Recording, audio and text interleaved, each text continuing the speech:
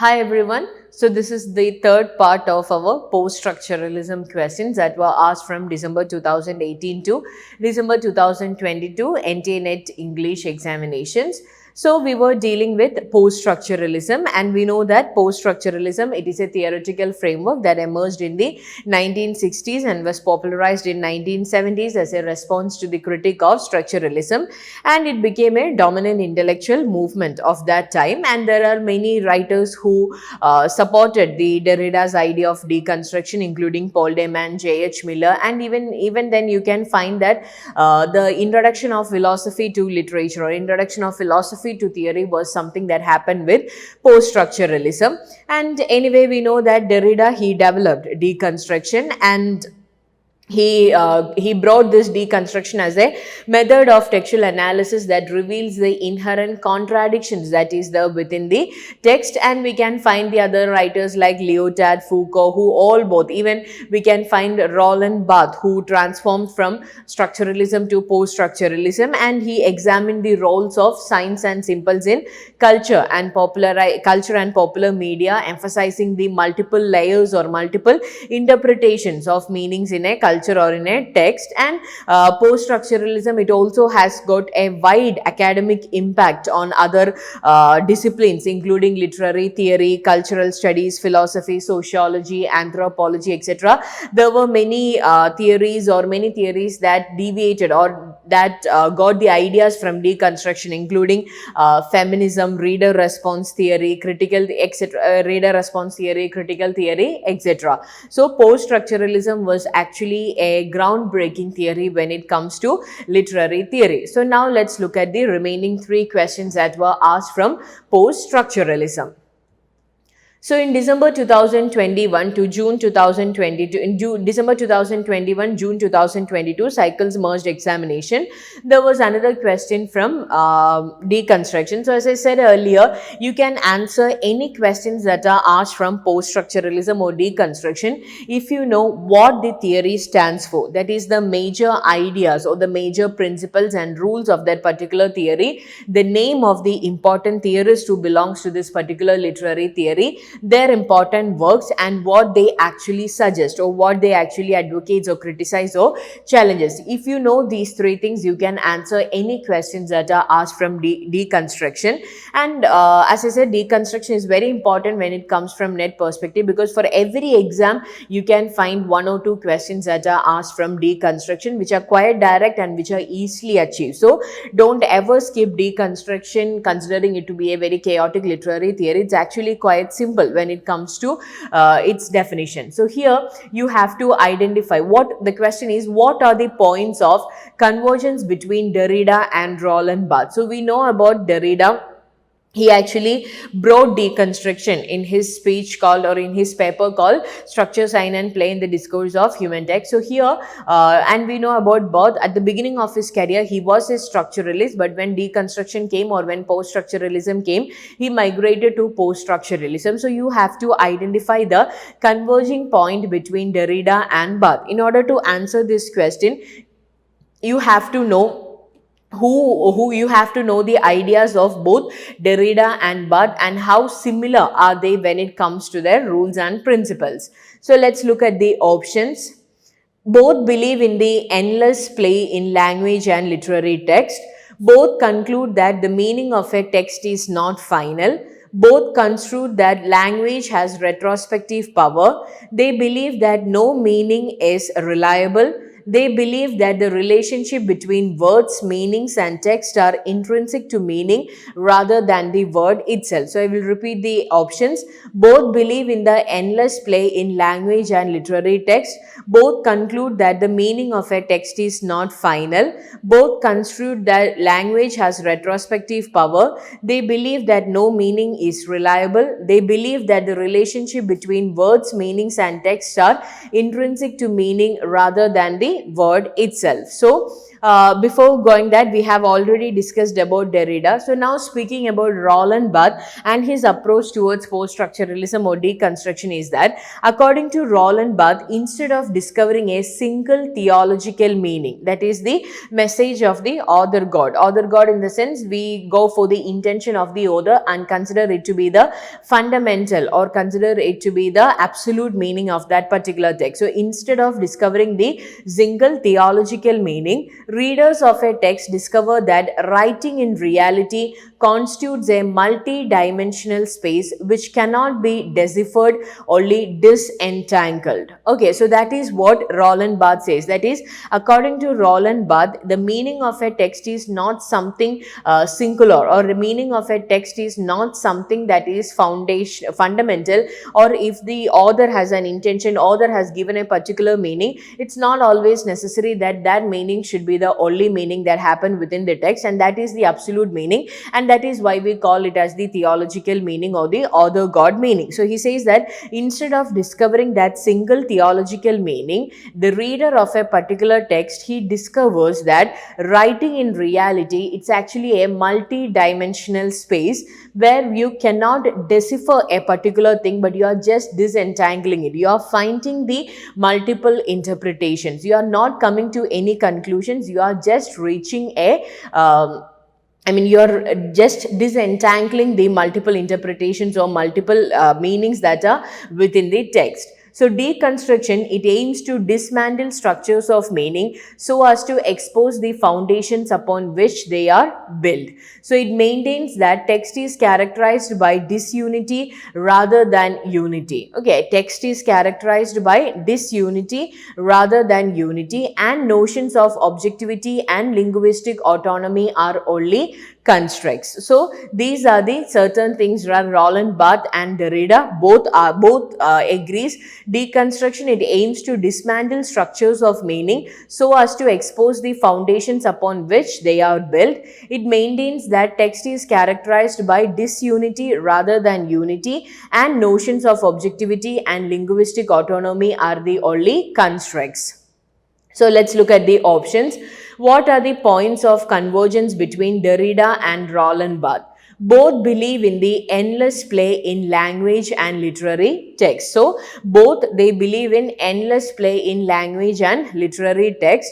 So it's actually right, because both Derrida and Barthes, they believe that with the shifting of the center, when the center is constantly under erasure, what happens there happens a free play. That is what Derrida calls as an event. So in this free play, the center becomes the margin becomes the center, and this keeps on happening. Okay, the center changes from one center to other. So the believes in the endless play in language and literary text. So that's a correct statement. Both conclude that meaning of a text is not final. That is also something that both agrees upon, that the meaning of a text, there is no authorial meaning, there is no single theological meaning, there is no ultimate fundamental truth or knowledge, but there are multiples of interpretations. So that is why he says you are not coming to a conclusion, but you are just disentangling the different meanings or different layers of meanings that is there within the particular text. So B is also a right answer. Both consider that language has retrospective power. That is an incorrect statement. They believe that no meaning is reliable. That is also something right, since they don't believe in any fundamentality. So because Derrida and Barthes, they both believe the concept of Nietzsche, that in philosophy there are no facts, there are only interpretations. So they wanted to bring the same concept to literature, same concept to a text. That is what no meaning is reliable. You cannot say, yeah, this meaning is the fundamental meaning, this is the absolute meaning. There is no meaning called that. And if that is possible, that is what he calls as a transcendental signified. But according to him, it is something that is unachievable, or it is something that is impossible. So D is a right statement. Then they believe that the relationship between words, meanings and text are intrinsic to meaning rather than the word itself. They believe that the relationship between words, meanings and text are intrinsic to meaning rather than the word itself. So that is also a correct statement. So if you look at the options, A, B, D and E are correct. A, B, D and D are correct. That comes as option A. So the correct answer is option A. So this was one question.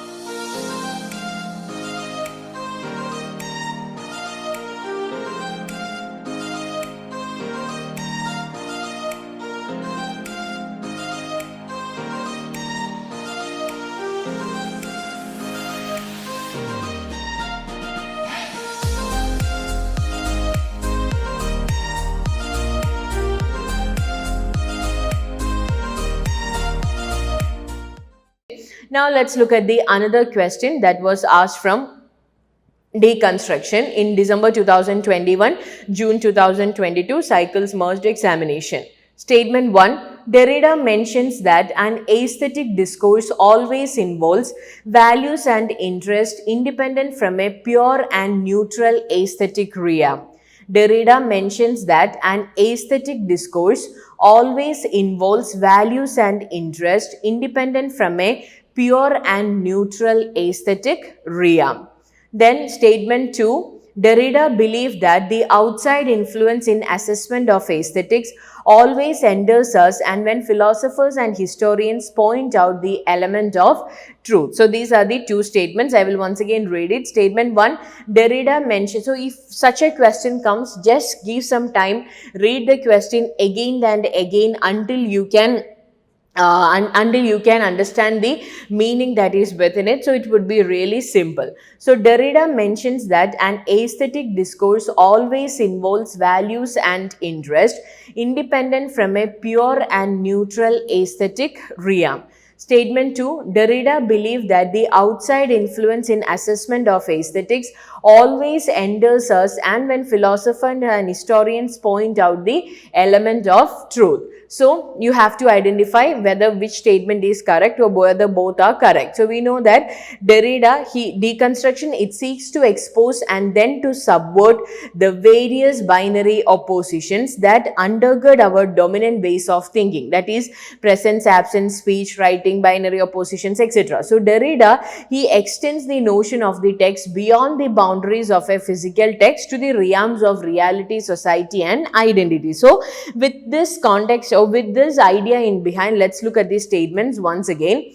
Derrida mentions that an aesthetic discourse always involves values and interest independent from a pure and neutral aesthetic realm. That is actually a correct statement, because according to Derrida, he tries to explore the other possibilities of the meaning of a particular text. So you can say that he extends the notion of the text into the realms of reality, culture and society. So he mentions that an aesthetic discourse always involves values and interest independent from a pure and neutral aesthetic realm. So that's actually a correct statement.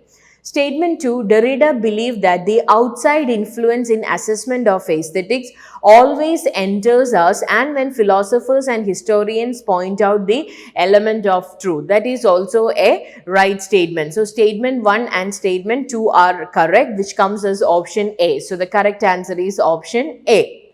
Now let's look at the final question that was asked in December 2022.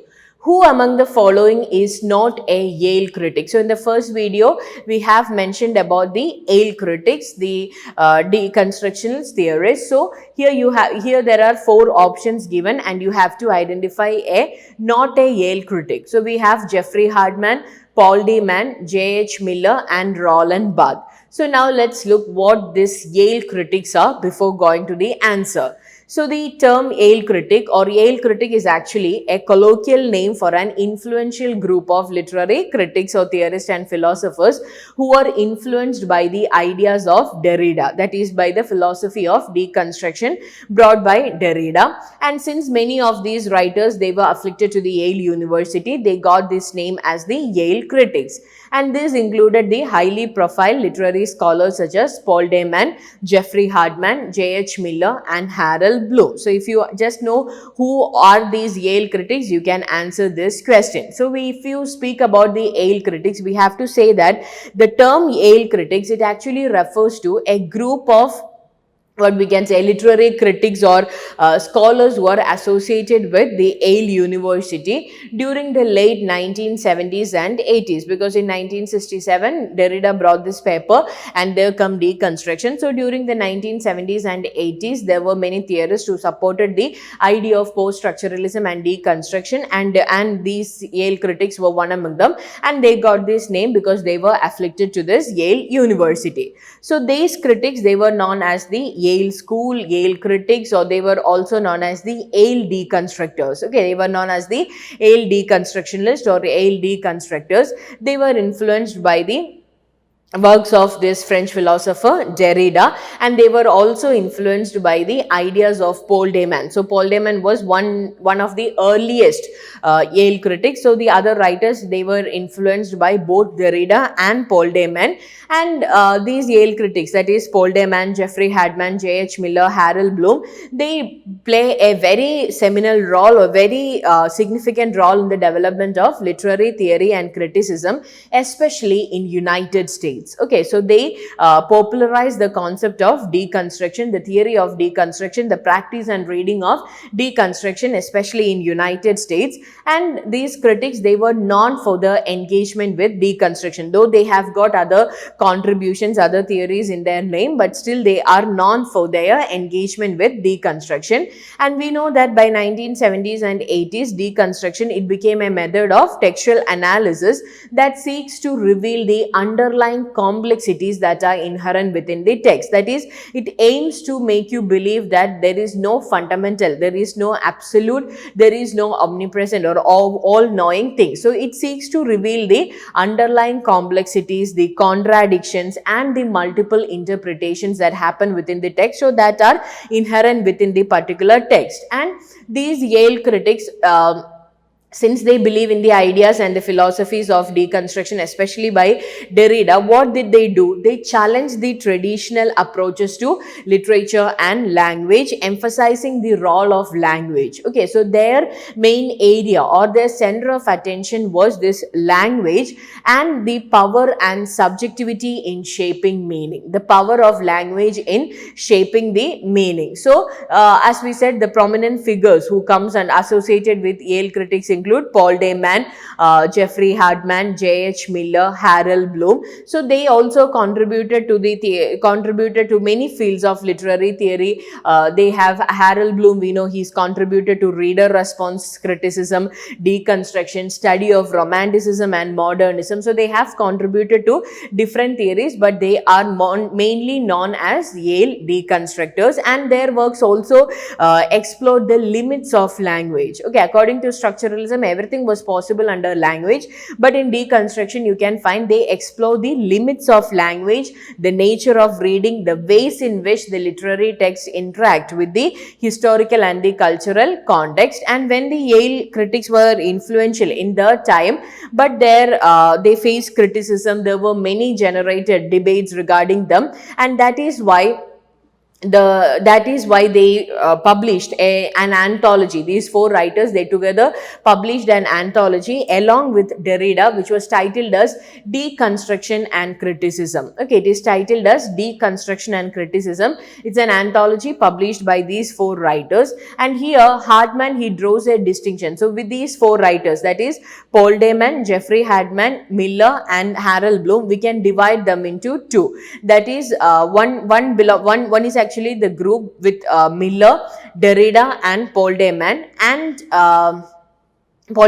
the other has Hartman and Harold Bloom. So here the difference between them is that is Derrida, Miller and Paul Dayman, they are known to be the Boa deconstructors. Boa deconstructors because they pursue deconstruction to its utmost extremes, where everything is chaotic, everything is under this aporia, and they are more philosophically rigorous in their writing. But when it comes to Hartman and Harold Bloom, they are known as burly deconstructors because they believe in deconstruction, but at the same time they are not that extreme compared to the other writers, and they even write against it on some occasion. So these are some of the things that you have to remember about Yale critics. So now let's look at the question: who among the following is not a Yale critic? Jeffrey Hartman, Paul Dayman, J.H. Miller and Roland Barthes. So now you know the answer. The correct answer is option D, Roland Barthes. So that is all about